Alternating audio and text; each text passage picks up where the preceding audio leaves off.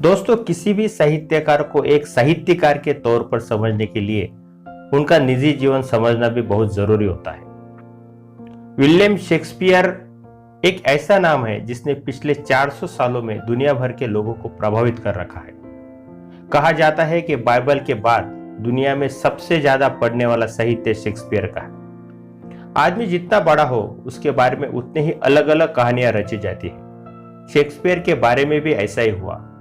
हम अलग अलग पुस्तकों में शेक्सपियर के बारे में अलग अलग बातें पढ़ लेते हैं। खास तौर पर बता दूं तो इतना सारा साहित्य लिखने वाले शेक्सपियर ने खुद के बारे में कुछ नहीं लिखा। कुछ लोगों का तो मानना है कि शेक्सपियर ने खुद कुछ भी नहीं लिखा, या लिखा हो तो वो भी किसी के साथ मिलकर लिखा है, क्योंकि बहुत ही कम शिक्षा प्राप्त किया व्यक्ति इतने विभिन्न विषयों पर कैसे लिख सकता है। इन सारी मुद्दों पर सदियों से चर्चा होती आ रही है और आगे भी होती रहेगी। इस वीडियो में हम ना तो उनके नाटकों के बारे में बात करेंगे या सोनेट के बारे में। इस वीडियो में हम तो ज्यादातर विद्वत जनों ने स्वीकार की गई उनके जीवन से जुड़ी बातों के बारे में चर्चा करेंगे, इसलिए ये वीडियो कुछ अलग और रोचक होने वाला है। दोस्तों, विलियम शेक्सपियर का जन्म 23 अप्रैल 1564 को हुआ था। यह दिन आज हम जागतिक पुस्तक दिवस के रूप में मनाते हैं। यह बात हम यहाँ खास तौर पे समझ लेंगे। वे जॉन शेक्सपियर और मेरी आर्डन इस दाम्पत्य के पुत्र थे। मेरी आर्डन के पिता का नाम था रॉबर्ट आर्डन। वे बड़े ही अमीर किसान थे और समाज में उनका बहुत ही बड़ा कद था। शेक्सपियर का जन्म स्टार्टफोर्ड अपॉन एवन इस गांव में हुआ था। ग्रेट ब्रिटेन में स्टार्टफोर्ड नाम का गांव है जो अवन इस नदी पर स्थित है। उन्हें द बार्ड या बार्ड ऑफ अवन भी कहते हैं। यह बार्ड शब्द का अर्थ होता है कवि।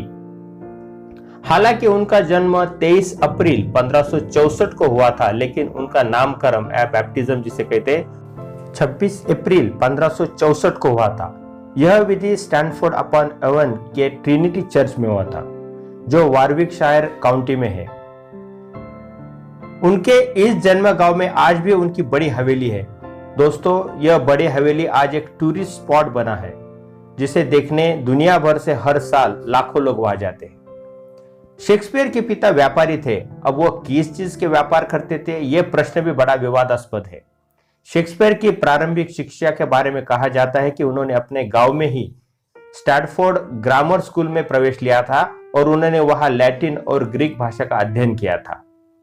यह जानना बहुत जरूरी है कि उन्होंने उच्च शिक्षा नहीं ली थी। विलियम शेक्सपियर की शादी एन हैथवे से हुई थी। वह उम्र में शेक्सपियर से काफी बड़ी थी।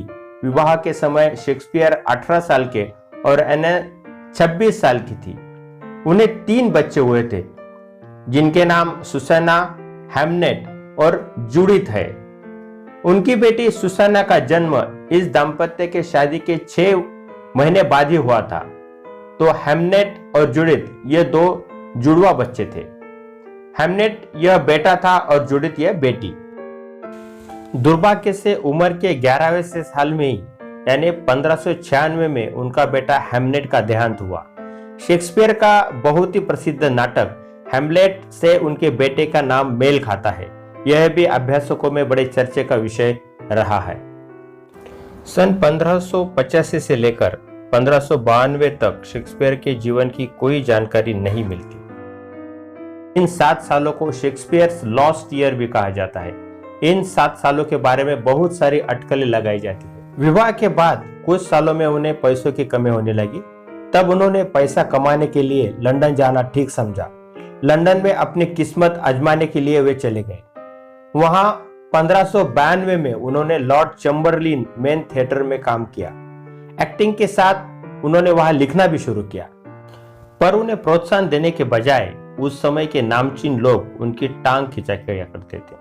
तब के प्रसिद्ध साहित्यकार बेन जॉनसन तो शेक्सपियर के बारे में कहते हैं कि he knew small Latin and less Greek. लेकिन कहा जाता है कि शुरुआती दिनों में उन्हें निगेटिव प्रोपेगेंडा जो उनका हुआ उससे बड़ी पहचान मिली और लोग उन्हें पहचानने लगे। लेकिन शेक्सपियर ने पाया कि वो अच्छा लिख सकते हैं।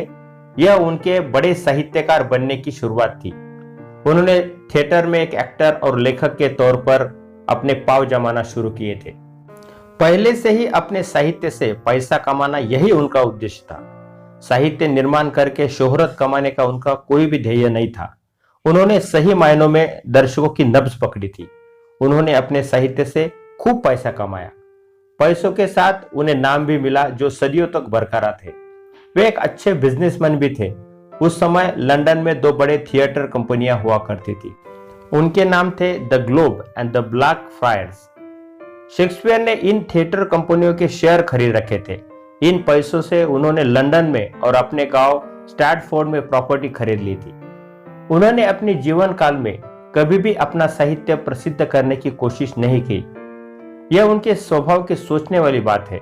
उनके देहांत के बाद उनके दो मित्र जॉन हेमिंग्स और हेनरी कोंडेल ने उनका साहित्य फर्स्ट फोलियो इस नाम से पब्लिश करवाया। उनका बहुत सा साहित्य मिला ही नहीं।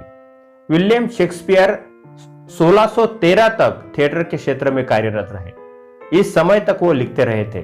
अपने जीवन के अंतिम क्षणों में ज्यादातर वो अपने गांव में ही रहा करते थे और बीच में लंदन आया करते थे। जॉन फ्लेचर इस नाटककार के साथ भी उन्होंने कुछ प्रोजेक्ट्स में काम किया था।